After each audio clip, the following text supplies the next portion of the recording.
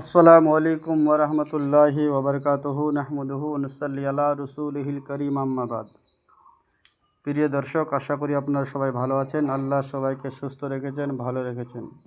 তাই আজকে আমি আপনার সম্মুখে আবার একটি পাওয়ারফুল তাবিজ নিয়ে এসেছি।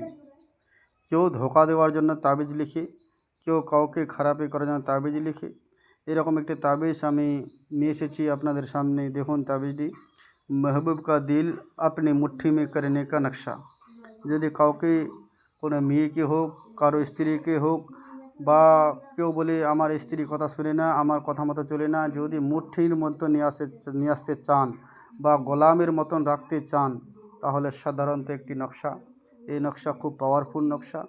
এই নকশাটা আপনি লিখবেন কখন? এই নকশাটা আপনাকে লিখতে হবে সোমবার আসরের নামাজের পর। সোমবার আসরের নামাজের পর লিখে এরকম একটি হাফ ছবি রাখবেন। যাকে আপনি পাগল করতে চান, যাকে আপনি দিওয়ানা করতে চান, এই হাফ ছবি রাখবেন।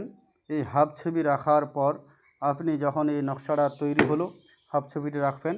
হাফ ছবিটি দিয়ে আর এক জায়গায় আপনার নকশা, এক জায়গায় আপনার মানে হাফ ছবি এক জায়গায় করে আপনি জ্বালিয়ে দিবেন।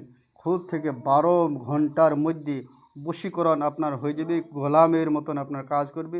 যদি কেউ আপনাকে গালি দিয়ে থাকে বা আপনার স্ত্রী আপনার কথা মতো শুনে না, খালি বাবার বাড়ি চলে যায়, বা আপনার কথা যেটা বলছে উল্টা কাজ করে, তাহলে সেই স্ত্রী সাথে সাথে 12 ঘন্টার মধ্যে বাড়ি থেকে ছুটে এসে আপনার সাথে দেখা করবে। আর ভুল স্বীকার মানতেই হবে। পাওয়ারফুল নকশা যদি আপনি কেউ করতে চান তাহলে করতে পারবেন, হাফ ছবি দ্বারা কাজ করবেন। কিন্তু এই নকশাটা করার আগে আমার কমেন্টে আসে আমিন লিখবেন।